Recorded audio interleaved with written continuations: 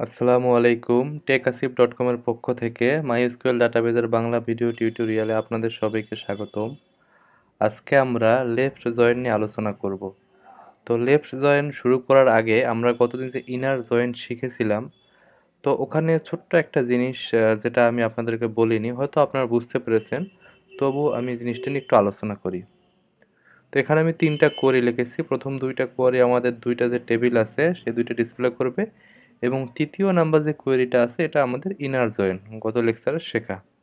তো এটা যদি আমরা রান করি, তো প্রথম টেবিলের ডাটা ডিসপ্লে করছে, ওকে। দ্বিতীয় টেবিলের ডাটা দ্বিতীয় কোয়েরি দিয়ে, তারপরে হচ্ছে আমাদের জয়েনের যে কোয়েরিটা, তার মানে জয়েন।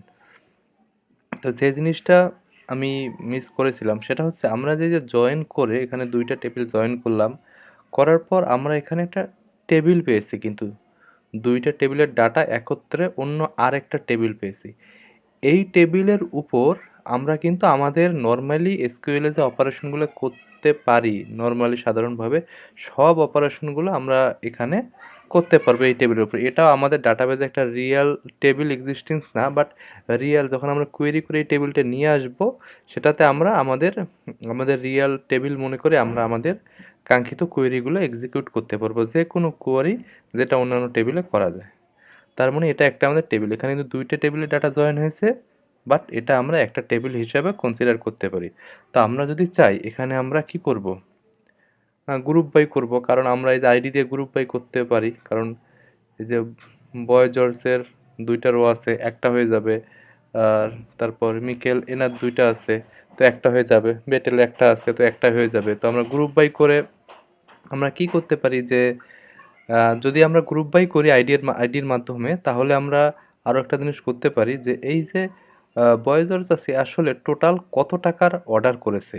সে যেমন 2টা অর্ডার করেছে, আমরা যদি দেখি, একটা হচ্ছে 99.99, আরেকটা হচ্ছে 35.50। এরকম সে তো 100টা অর্ডারও করতে পারে।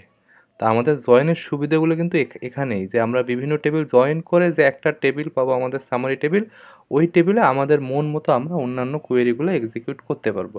তো এখানে যদি আমরা গ্রুপ বাই করি এবং দেখার চেষ্টা করি মানে টোটাল একজন কত টাকা আসলে স্পেন্ড করেছে আমাদের এখানে অর্ডার করে, তো আমরা কি করব সেক্ষেত্রে, আমরা কোয়েরিটা একটু চেঞ্জ করব। আমরা সব কিছু সিলেক্ট না করে আমরা কি করতে পারি, ফার্স্ট নেম, লাস্ট নেম, তারপর আমরা করতে পারি সাম করব আমরা কি, amount as total, total amount হিসেবে এটা আমরা দেখাবো। ফরম কাস্টমার ইনার জন্য orders on customer dot ID equal orders dot customer ID. তো এখানে আমরা কি করব, তারপর আমরা কি করব, গ্রুপ বাই করব। গ্রুপ বাই এগুলো আমি আগেই আসলে আলোচনা করেছি, আপনারা জানেন গ্রুপ বাইয়ের কাজ কি। গ্রুপ বাই আমরা কি দিয়ে করতে পারি, আমরা ইচ্ছা করলে customer dot customer dot ID দিয়েও করতে পারি, অথবা অর্ডারস ডট কাস্টমার আইডি দিয়েও আমরা করতে পারি। আমরা কী করলাম, group by customer dot ID, কারণ কাস্টমার আইডিটা এখানে ইউনিক আছে, এবং সেই হিসেবে মানে ইউনিক আছে, এবং আমরা ওই কাস্টমার আইডি ধরেই কিন্তু ক্যালকুলেশন করব যে কোন কাস্টমার আসলে টোটাল কত টাকা খরচ করেছে। তো এইটা যদি আমরা রান করি, ও আমাদের একটা বানান ভুল হয়েছে আসলে, ফার্স্ট নেম, ওকে। প্রথম 2টা কোয়েরির টেবিল, এটা আসলে না আমাদের, এই যে এটা হচ্ছে আমাদের মূল টেবিল। তার মানে বয় জর্জে সে হচ্ছে টোটাল কত টাকা স্পেন্ড করেছে, আমরা ইজিলি দেখতে পাচ্ছি 135.49। তারপর জর্জ মিকেল সে এত, বিটি সে হচ্ছে এত। তার মানে আমরা কিন্তু টোটাল একটা কাস্টমার কত টাকা খরচ করেছে আমাদের কাস্টমার টেবিল এবং অর্ডার টেবিল একসাথে করে আমরা শুধু নাম নিছি, ফার্স্ট নাম নিছি, লাস্ট নাম নিছি, এবং টোটাল অ্যামাউন্ট নিছি। আমরা স্টার দিলে 2টা টেবিলে যতগুলো কলাম ছিল সব শো করতো। তো আমরা স্পেসিফিকভাবে কলামও দিতে পারি। তো আমরা এখানে অর্ডার বাইও করতে পারি, যে আসলে সব থেকে সে যে বেশি মানে স্পেন্ড করেছে তার যেন নামটা আগে দেখায়, আমরা সেটাও করতে পারবো। এগুলো আমাদের আগে শেখা আছে, অর্ডার বাই, গ্রুপ বাই। তো আমরা যদি এখানে বলি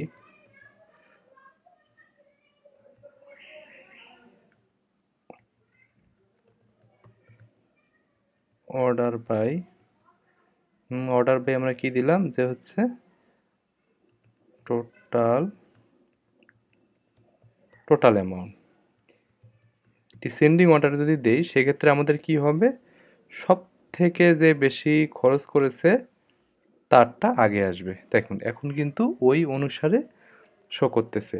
তো আশা করি আপনারা বুঝতে পেরেছেন যে আমরা এই যে টেবিলে জয়েন করি, জয়েন করার পর আসলে ফেসিলিটিগুলো কি। আমরা এখানে আরও অনেক কিছু করতে পারি। আপনারা এতদিনে যতগুলো কোয়েরি শিখছেন এই জয়েন টেবিলের মধ্যে আপনি সবগুলো অ্যাপ্লাই করতে পারবেন।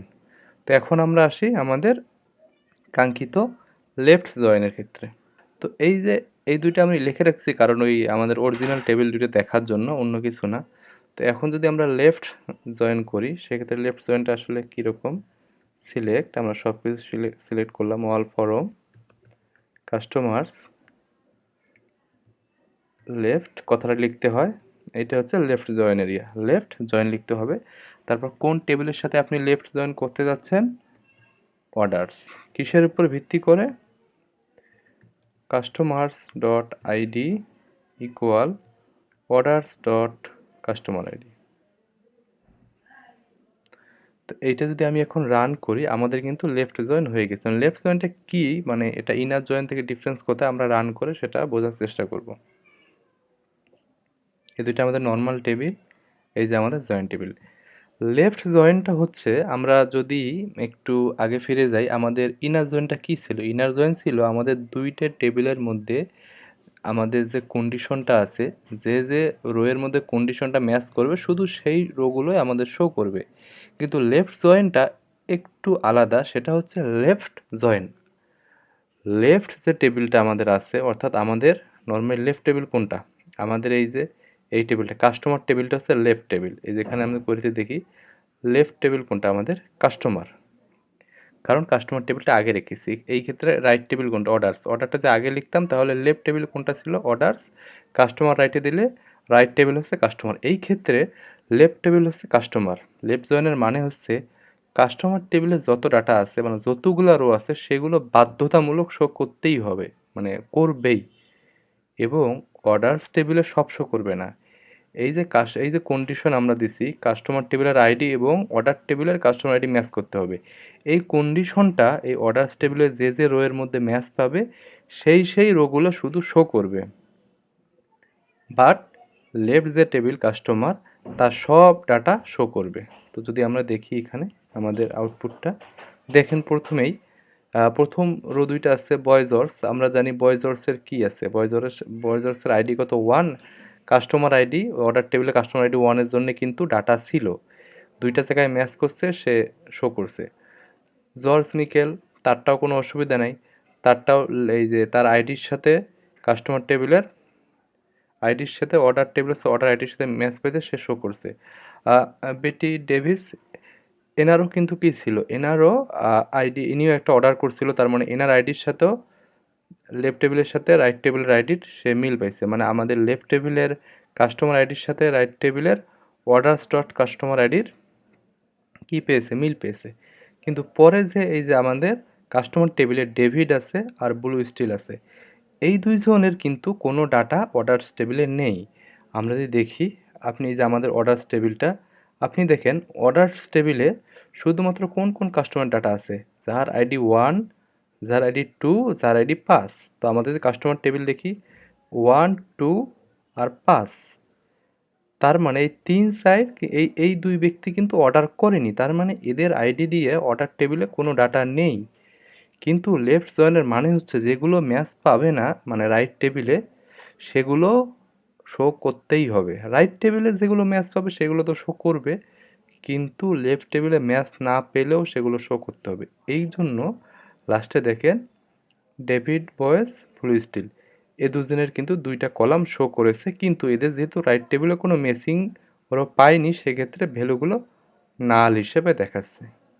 তো আশা করি আপনারা লেফট যে জয়েনের কনসেপ্টটা আপনারা এটা পুরোপুরিভাবে বুঝতে পেরেছেন।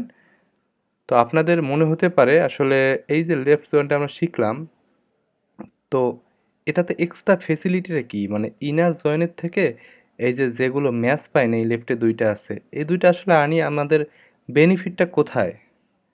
তো এই বেনিফিট নিয়ে আমি পরবর্তী ভিডিওতে আলোচনা করব। সাথে পরবর্তী ভিডিওতে ইফ নাল একটা কনসেপ্ট আছে, ওই কনসেপ্টটাও আপনাদেরকে ক্লিয়ার করে দেওয়ার চেষ্টা করব। আশা করি ভিডিওটি আপনাদের ভালো লেগেছে।